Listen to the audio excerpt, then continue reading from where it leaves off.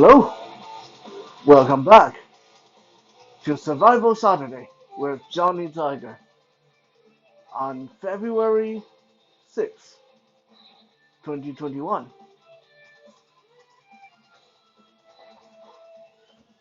Got a new nightshade here. We've done a nightshade comparison a few weeks ago, and as you can see, we got a new one here just this last week.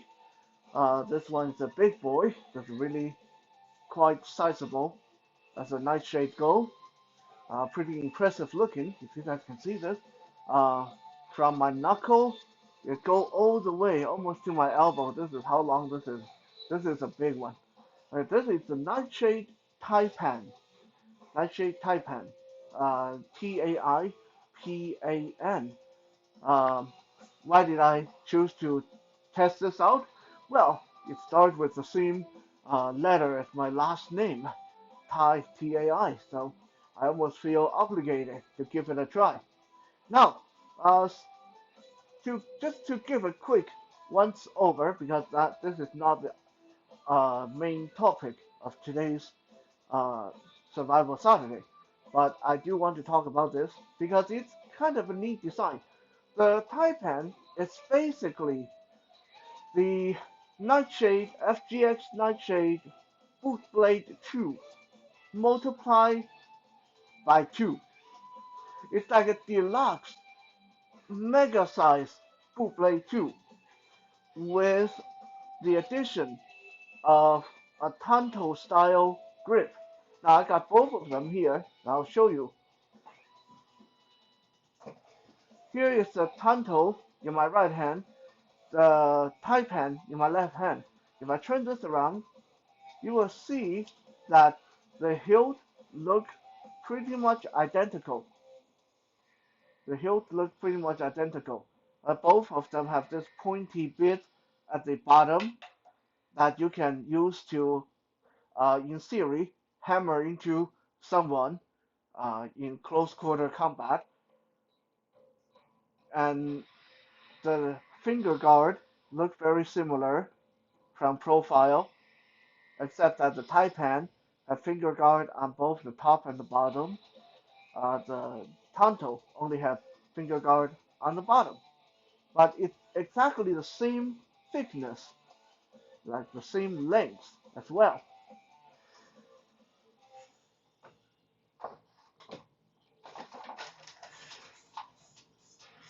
The blade part of the Taipan has exactly the same profile, same shape as the boot blade 2, except it is a lot more sturdy. This one I have a harder time bending with my finger. It's not as flimsy as a boot blade, and it's a lot bigger, obviously. But otherwise, the construction, the shape, is exactly the same. You get that sword leaf shape, triangle shape. Uh, in Mandarin, in Chinese swordsmanship, we would call this a willow leaf configuration. In fact, the taipan reminds me more like a short sword than a knife. If I hold it like this, yeah, this can definitely work for a lot of the sword style technique, the thrusting, the slashing. Now, it does look impressive, but I will say it's more of a case of look over form.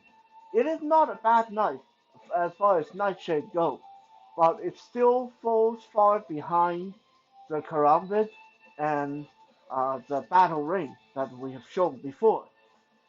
Because essentially it's a mega sized boot blade 2, which, as I already talked about, boot blade 2, piece of crap. Okay, so a mega sized boot blade is a little bit better, but essentially still kind of a piece of crap. Right? This looks very big, very intimidating, but you got to remember, this is plastic, huh? Okay, this is plastic. I can chop myself like this, and it's not going to make me bleed. Now, if I chop hard enough, it probably will draw blood because the edge is quite thin and it has a little bit of serration, but because of the shape, it's a willow leaf shape, so it doesn't lend itself to heavy chopping, right? If I try this on a piece of paper or cardboard, I can hack away with it with all my might. It doesn't do anything. Someone might say, well, okay, how about the stabbing power? Obviously, it looks like it's a good stabber. I'm not going to say it's not, because it does have a certain amount of penetration power. But if I when I tested this on cardboard and paper and thicker material like cloth, the most I will go in is about a quarter of an inch. It go to the point where the blade start to flare outward, and then it gets stuck. That's as far as it's going to go. Now, on a real human, that's probably enough to do the job, but it's definitely not the kind of entry that can be achieved with a karambit or a battle ring. So despite it being a very big, very intimidating looking nightshade, its stabbing power is mediocre, its slashing power is nearly none. So it's more the kind of tool that look intimidating, but when you put it to the test, it's just all kind of so-so and mediocre. Okay, so quick conclusion: FGX Nightshade Taipan is more of a middle of the road. It's neither very very good, but it's not totally useless either.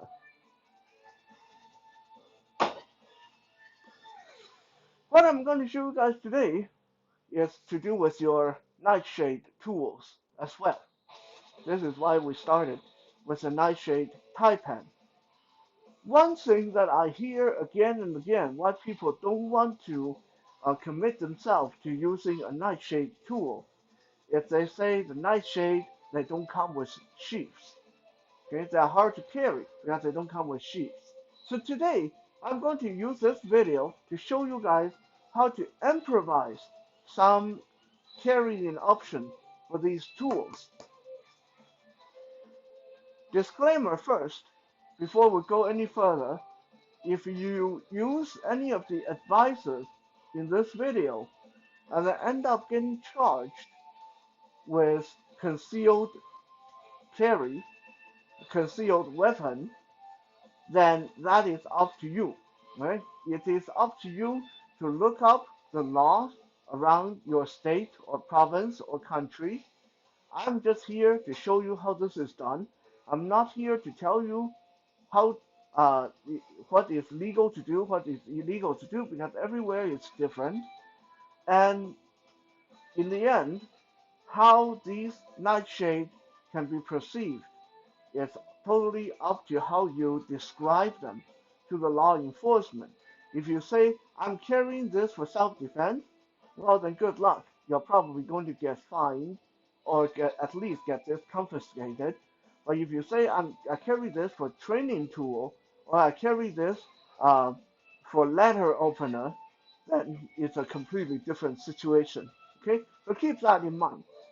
If you take what you learn here today and get into legal trouble, then that is not my problem. That is not my fault. That is totally up to you and wherever you live. With that said, some people would have to have questioned, why are you showing us this concealed carry, this borderline illegal stuff? My answer to you is simple, because I want you guys to be safe. My job is as a self-defense instructor. My job is here to make sure that if you get a FGX Cold Steel FGX Nightshade tool, you know how to use it, you know what it can do and can't do, and you know how to carry it without hurting yourself. Right? It's not my job to tell you what is legal or illegal because I don't know. You know, depending on where you're from, I have no idea. But it is my job to show you all that I can. Plus, what I'm showing you today, you can learn them on your own very easily by watching a lot of gangster movies. So I'm not really showing you anything that is all that exclusive. But just in case you don't watch gangster movies and you don't pay attention to things like that, it is important to know how to best carry your FGX nightshade tools. Start from the easiest. Let's say you decide to go with a FGX nightshade Tonto, a very straight, very narrow, very simple design knife or tool. It doesn't come with a sheath, and you definitely don't want to stick this just in your pocket because it's pointy enough that if you fall down, you may impale yourself on it. Okay, and also you don't want to just poke the heck out of your jacket or clothes, that this is going to start poking hole in your pocket if you just stick it in there. So in this case, one of the easiest things is to use this. What is that? That is a hard central roll left over from a saran wrap or a paper towel.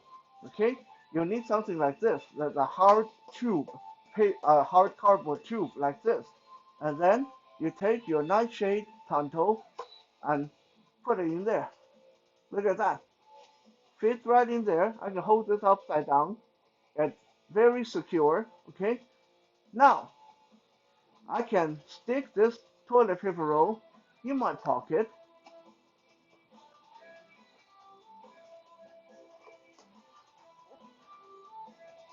and it's under my jacket.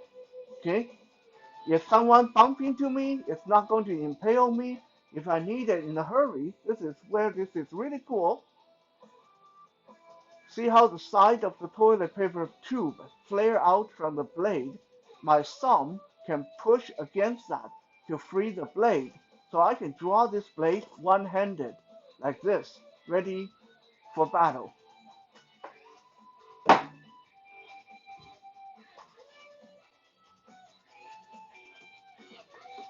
What if you choose something really big, intimidating, like the FGX Nightshade Taipan, like this one? Well, this is not going to fit inside a cardboard tube because it's too wide. So in this case, we are going to take a piece of paper, a large piece of paper or envelope, a large envelope. We are going to fold this envelope up, fold it over one time, two times, three times. I fold it over three times. And then we take the end, fold the end over, right? And then we take a stapler, and then we staple the folded over end. Okay? Right there, you got the improvised nice sheath for your FGX Taipan or any large blade. Okay? This is like how Cantonese gangsters like to carry their knife, their butcher knife, their machete. Just roll it up in a newspaper like this. Okay? So like this, you can carry it just in your arm, in your pocket, in your waistband, whatever. Well, when you need it, you come out like that, right?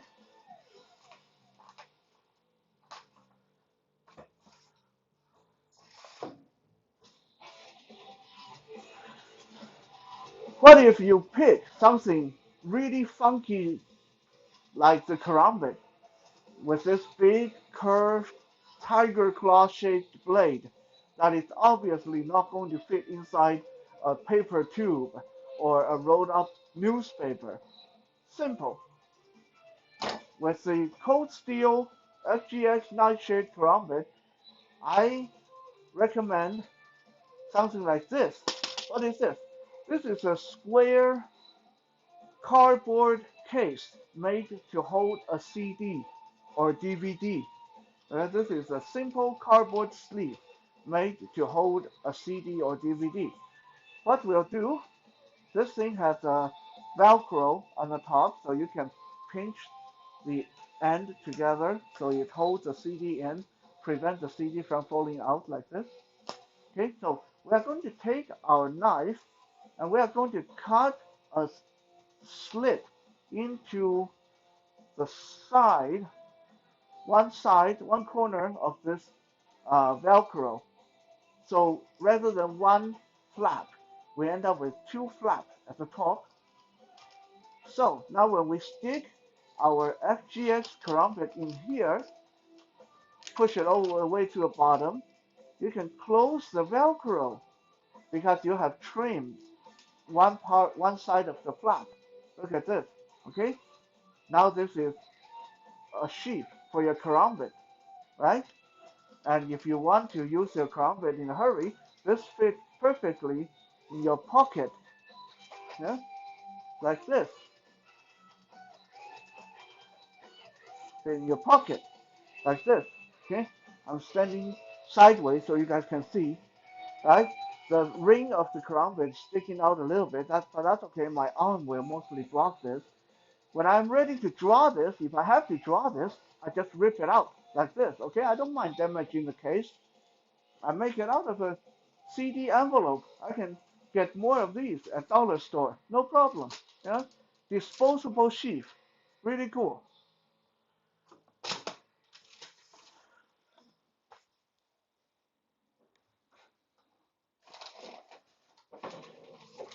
What if you choose the ultimate cold steel FGX weapon, the battle ring or the ring dagger, with its wide, super wide, triangular head and super narrow handle? How are you going to make a sheath for this? Simple. Let me show you. Again, we take a large piece of paper, newspaper, or envelope, like this, right? We are going to fold this in half and then turn it sideways so it's not so long.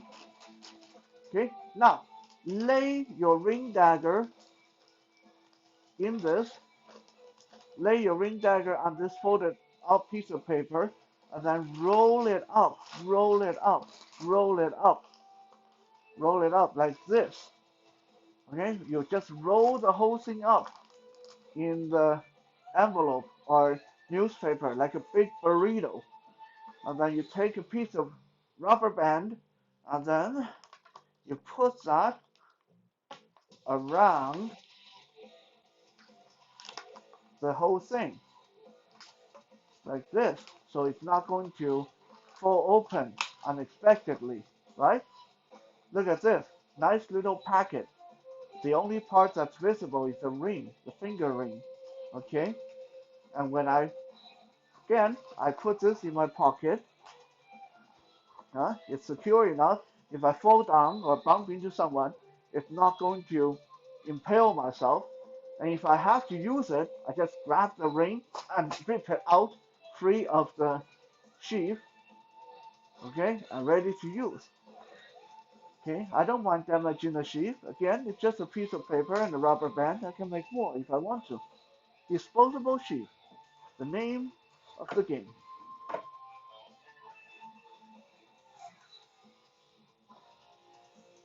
Again, I must say, you use any of these techniques, methods to carry your nightshade, you run the risk of running into legal trouble with concealed carry.